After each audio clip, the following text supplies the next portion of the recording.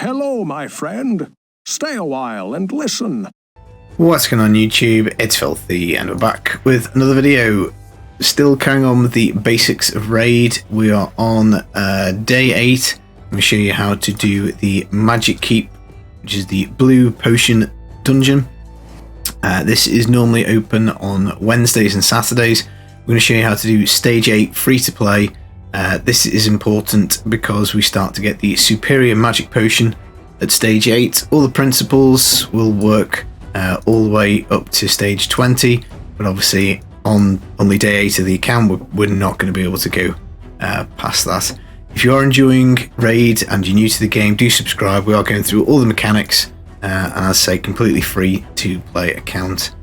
Now, the Magic Keep can be frustrating. It's really easy to start off with, and then it can get a little bit frustrating. If we have a little look at the boss guide, basically the main mechanic here is this one here, defense up. Places a shield on the boss for 3 turns, and it's basically massive. It's equal to the champion's max HP, and then there's also another shield that goes on proportional to the champion's max HP, so not as big. Buffs up with increased attack, increased speed, and 60% increased defense. So quite a lot of buffs. 20% chance of reducing your turn meter by 50% on the A1. That is a bit annoying. And also damage increases by 25% for each buff. So shield, speed, increased attack, defense. The boss starts to hit pretty hard with all of those buffs on. Obviously, it depends how strong your champions are. Now, this is the team that I'm currently using to clear the stage. You won't have Lysandra, obviously, because she has been our lucky legendary pull.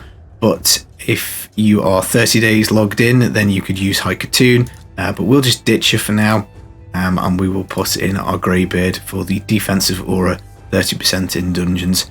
Other than that, we're going to take a damage dealer, who is going to be Kale. So that's our starter champion, bringing poisons and nukes.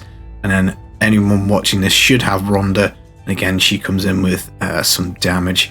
Now you're going to need a source of healing, so if you're super early game and the only healer you have is War Priest, you can use War Priest.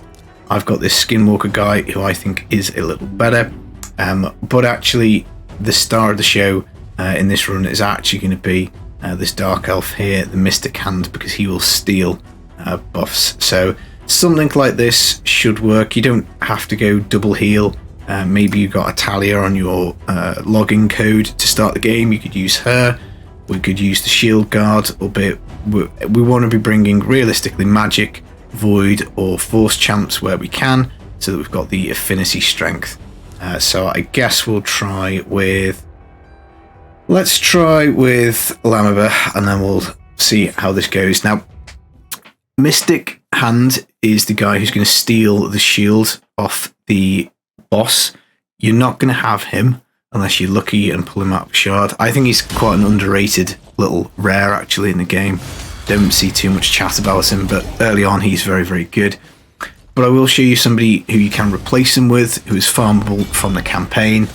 Not as good because it's a green affinity champion. And there you go, look, he's nicked the shield, and he's got like a huge shield now, so won't die.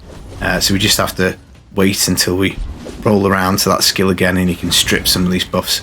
He does also have block buffs on the A1, which is amazing, because when he gets that up, which is only 30% chance on his A1, but it stops the boss from putting all this, making it harder to kill with increased defense, making it faster with speed and stuff like that.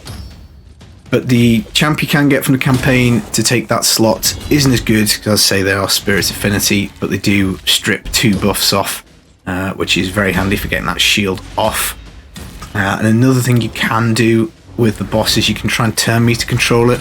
So another unit we've shown on plenty of videos is Armiger. Again, it's a spirit, so a green champion, so you can weak hit and not actually reduce the turn meter. But if you can keep the turn meter down, once you've stolen the shield or stripped it, job is a good one. But as you can see, this is fairly easy with a couple of level 50s on the legendary.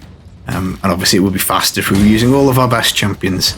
But that's it, that's how we do it. So we've been over all the champions in previous videos, so I guess we'll just have a little look at Mystic Hand briefly.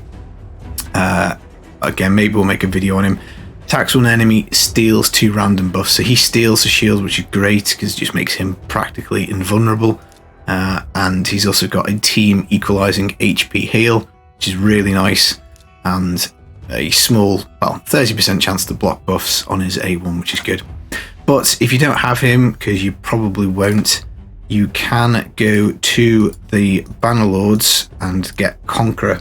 I did get him early on playing through. I just fed him initially because I was just literally trying to get Kale up to 50 ASAP. So you farm him on the first stage of the campaign.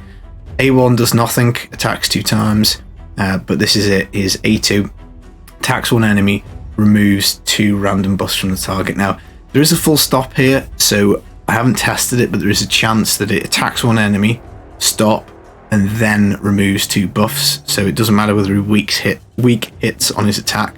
It might just remove the shield anyway. Someone in the comments knows, let me know. I will build this guy at some point to test that, but he would go where Mystic Hand went, and he's got block revive, which is not going to do us anything in the Magic Keep. But yeah, that's one way that you could do it. All those champs are completely free to play, bar the Skinwalker. And as we say, if you just simply replace the Skinwalker with your, what's her name, War Priest, and you replace Mystic Hand with the Conqueror, it'll be a little slower because they're both green champs, but it'll work perfectly fine. And you could even chuck in Armiger if you wanted to try and keep the turn meter down. So you could do Kale in the lead, you do Armiger, and then the Conqueror would be here. So that'll be Mr. Carlo in this case.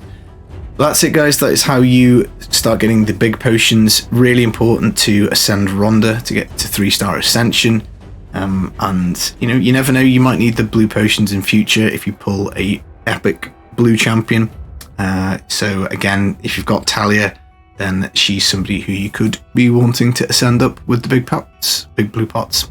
Hope you enjoyed the video. I've been the Filthy Casual. Take it easy, guys. Peace.